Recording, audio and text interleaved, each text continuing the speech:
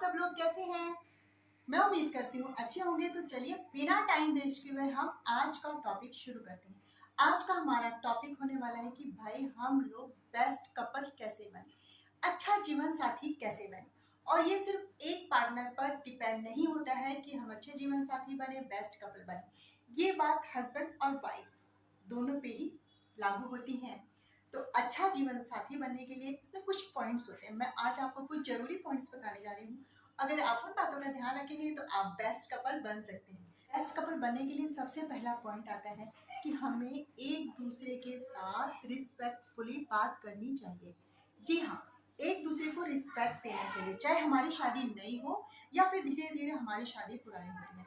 अगर हम एक दूसरे को रिस्पेक्ट नहीं देंगे, अगर मैं अपने हस्बैंड को रिस्पेक्ट नहीं दूंगी तो वो भी मुझे नहीं देंगे।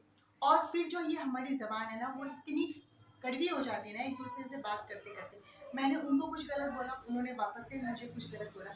फिर धीरे धीरे ये बातें जो है हैबिट में शामिल हो जाती है, एक दूसरे को गलत अपशब्द बोलना, गलत शब्दों का इस्तेमाल करना। तो हमें जो है एक दूसरे के साथ जो है बिहेवियर अपना अच्छा रखना चाहिए। जो हम शब्दों का इस्तेमाल करते हैं उन शब्दों को उचित तरीके से ही बोलना सही है।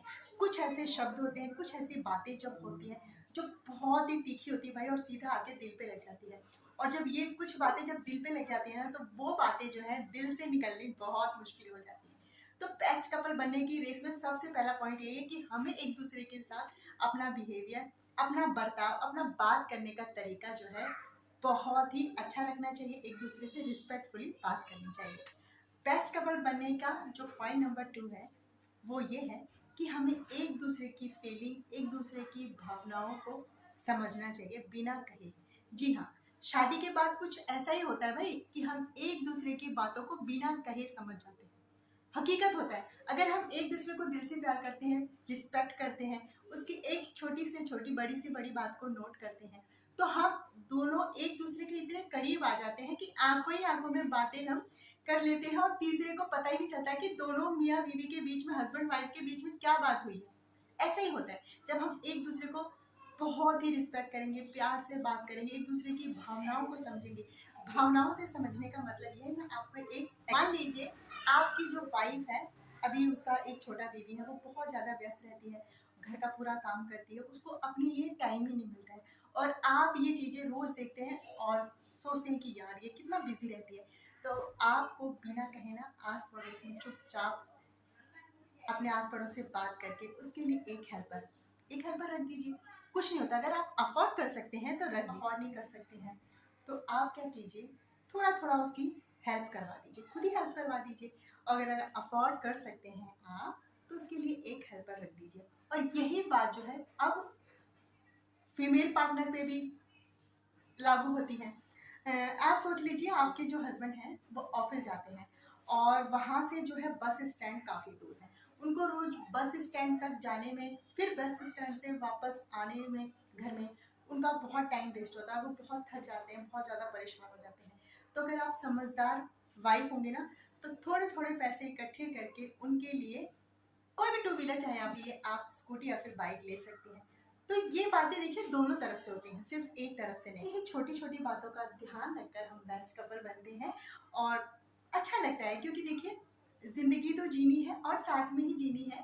तो प्यार से जी जाए, और जिंदगी एक ही बार मिलती है, बार बार नहीं मिलती है। मैं इस चीज़ को अपनी वीडियो में हर बार बोलती हूँ, क्योंकि भगवान सिर्फ इंसान का जो रूप होता है ना, वो हमें एक ही बार मिलता है, हर बार नहीं मिलता है। तो जिंदगी को प्यार से जिया जाए। और अब हम कपल बन गए हैं तो बेस्ट कपल क्यों ना बने। पॉइंट ये आता है कि हमें एक दूसरे से बहस करने से बचना चाहिए।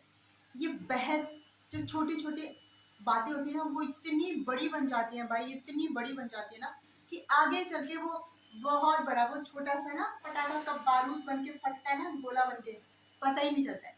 इसलिए छोटी छोटी बातों को भाई बहस नहीं करना चाहिए। छोटी छोटी बातों को लेके तूने ऐसा किया, तूने ऐसा कहा, तेरे रिश्तेदार, मेरे रिश्तेदार। देखिए ये तेरे मेरे रिश्तेदार नहीं होते हैं शादी के बाद, फिर ये हमारे हो जाते हैं। चाहे वो अ, आपकी वाइफ की तरफ के आपके रिलेटिव हो या फिर आपके हस्बैंड की तरफ के रिलेटिव हो, फिर वो तेरे मेरे नहीं हो जाते, वो हमारे हो जाते हैं। और छोटी छोटी बातों को लेके, छोटी छोटी चीज़ों को लेके हमें बिल्कुल भी एक दूसरे के साथ बहस नहीं करनी चाहिए। और अगर मान लीजिए मैं बहस हो गई, आपकी आपकी बहस हो गई, तो हम क्या करते हैं कि उन बातों को हम एक दूसरे के सामने आमने सामने बैठकर बजाय उसको सुलझाने के ना, हम उसको क्या करते हैं, थर्ड पर्सन को बताना शुरू कर देते हैं कि मेरी वाइफ ने तो मेरे साथ ऐसा ऐसा किया, अब उसी की गलती है। और वाइफ क्या करती है, वो भी अपनी गलती मानने के लिए तैयार नहीं होती भाई, वो भी फिर पड़ोस में जाके बोलती है यार मेरे पति ने तो मेरे साथ ऐसा ऐसा किया, वही गलत है। तो प्लीज ऐसा नहीं करना चाहिए। देखिए, जब हम जीवन साथी के रूप में एक साथ रहते हैं तो कभी कभी गलतियां हो जाती हैं, हर किसी से गलतियां हो जाती है, हस्बैंड से भी हो सकती है, वाइफ से हो सकती है। तो अगर हस्बैंड या वाइफ किसी से भी गलती हो गई है तो उसको मान लीजिए, क्या हो गया भाई, गलती तो होती है, हर इंसान से गलती हो जाती है, तो उसको मान लेने में ही अपनी भलाई है।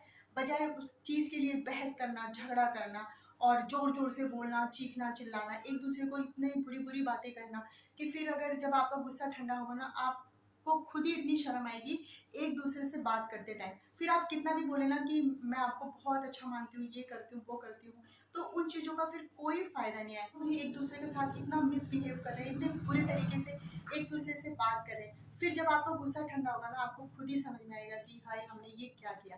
तो इसलिए छोटी छोटी बातों को अगर गलती किसी से भी हो गई, तुरंत उसको मान लीजिए और छोटी छोटी चीज़ों को खींचिए मत, बढ़ाइए मत उसको, अपनी लाइफ को हैप्पी रखिए। तो मुझे उम्मीद है फ्रेंड आपको ये छोटी सी वीडियो पसंद आई होगी कि परफेक्ट जीवन साथी कैसे बने, अच्छा जीवन साथी कैसे बने।